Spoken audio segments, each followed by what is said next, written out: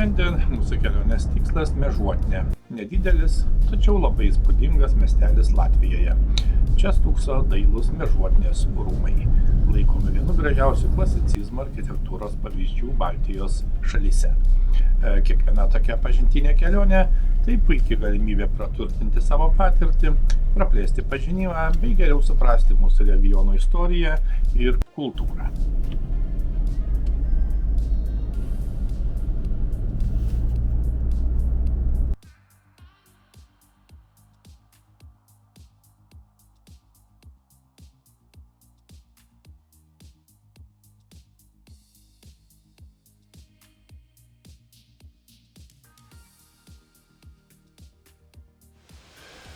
Šiandien taip pat puikus sekmadienis ir mes atvykome vėl į Latviją ir tęsėme tokią pažintinę kelionę, tiksliau kelionę seriją po Latviją ir tikslu susipažinti su istorinėmis įdomiausiamis vietomis, daugiausia pilimis arba rūmais, dvarais, kitaip sakant.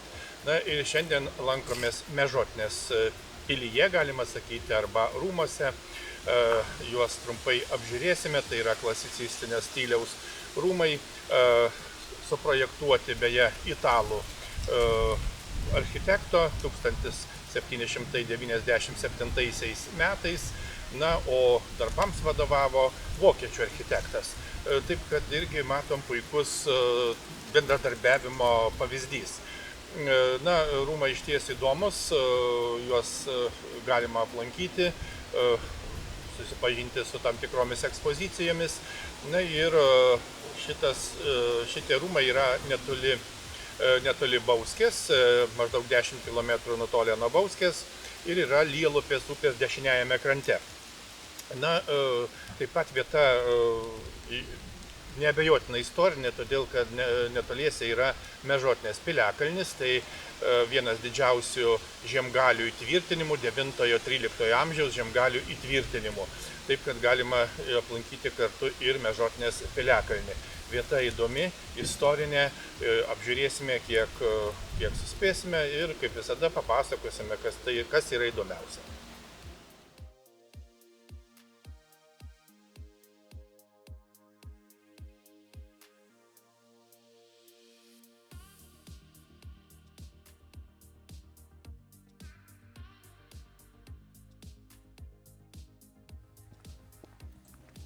Einame į rūmus, įsigysime žinoma bilietus ir pabandysime apžiūrėti.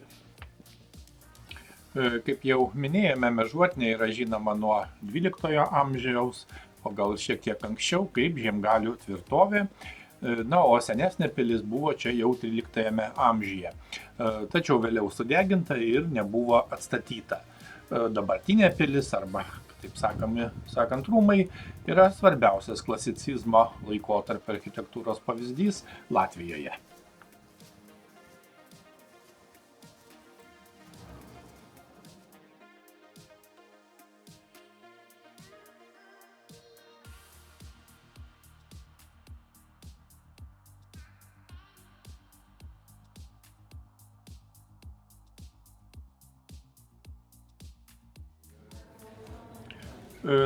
Po abiejų tautų respublikos trečiojo padalijimo buvusi Kuršo hercogystė atiteko Rusijai, kurios imperatorė Jekaterina II Mežuotnės žemes padovanojo guvernantei Šarlotei von Lieven. 1797 metais, kaip jau minėjome, caro rūmų architektas Žakomis Kvarengis jai suprojektavo neprabangius, tačiau ir nebrangius tuo metu populiaraus Paladijaus stiliaus rūmus. Statybos darbus atliko Johanas Georgas Berlicas. 3 aukštų su jonėnų kolonomis ir paaukštintų portikų rūmai tapo vienu iš Latvijos architektūros šedevrų. Pobūvių salė yra per 2 aukštus su kupolu, kurios skliautus laikančių atlantų figūros nupieštos atsižvelgiant į natūralų apšvietimą. Todėl atrodo, lyg būtų nulietos iš gipso. Pilies apatinėme aukšte buvo ūkinės patalpos, o antrajame aukšte buvo miegamieji.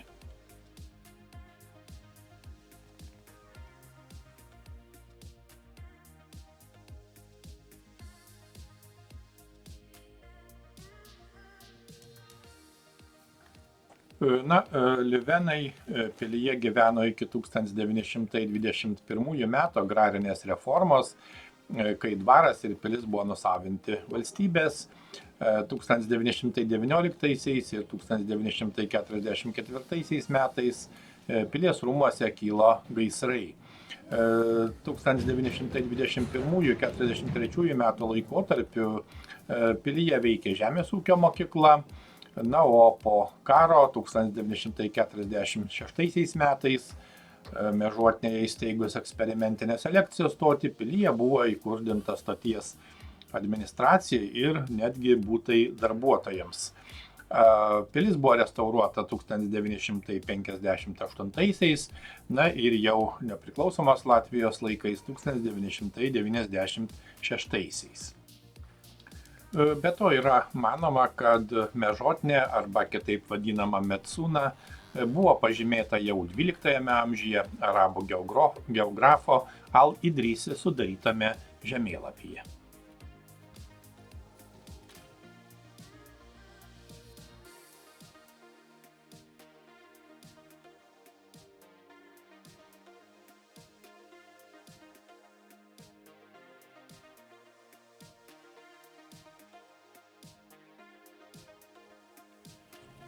Kaip jau minėjome, tai klasicizmo stiliaus rūmai Mežuotinėje, pastatyti dar 17 amžiuje. Iš ties žavi lankytojų savo rafinuotumu ir grakštumu. Iš esmės istorija kvepiantis kambariai apstatyti senoviniais baldais, yra tam tikros ekspozicijos. Beje, reikia pasakyti, kad čia yra ir viešbutis, teikiamos apgyvendinimo paslaugos. Apskritai tai yra reprezentaciniai rūmai. Viduramžiais Mežuotinė buvo svarbus žiemgalių centras. 1219-20 metais Rygos vyskupo Alberto kariuomenė užėmė Mežuotinės pilį. Yra manoma, kad 13 amžiaus 3 dešimtmetyje čia buvo Žiemgalos vyskupo rezidencija. 1245 popiežiaus Inocento IV legatas Vilhelmas Modernietis perdavė Mežuotinę Livonijos ordino valdžiai.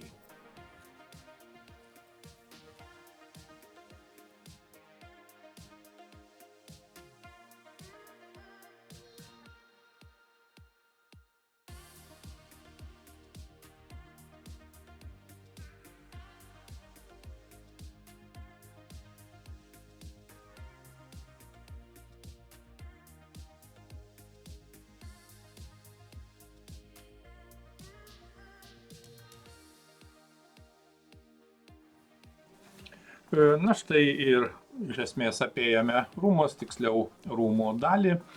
Kaip jau minėjome, ne visose rūmų vietose gali lankytis turistai, tačiau bendras įspūdis tikrai puikus. Ir dar šiek tiek apžiūrėsime parką ir rūmus be abejo iš išorės.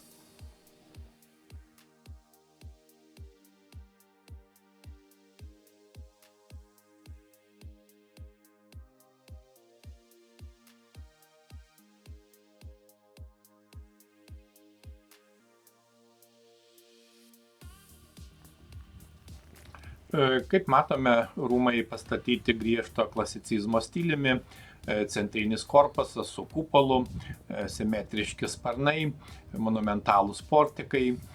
Interjeras, kaip matėme, išlaiko tikrai elegantišką klasicistinį dekorą, salėse dominuoja harmoninga erdvė, kolonos, šviesių spalvų puošyba. O prie rūmų, kaip jau paminėjome, įrengtas angliško tipo peizažinis parkas su tvenkiniais, tilteliais, alėjomis. Parką projektavo žymus to meto kraštovaizdžio architektas Georgas Kutas. O šiandien Mežuotinės rūmai veikia kaip kultūros ir turizmo centras. Čia organizuojami koncertai, parodos, konferencijos, vestuvės ir kiti įvairūs renginiai.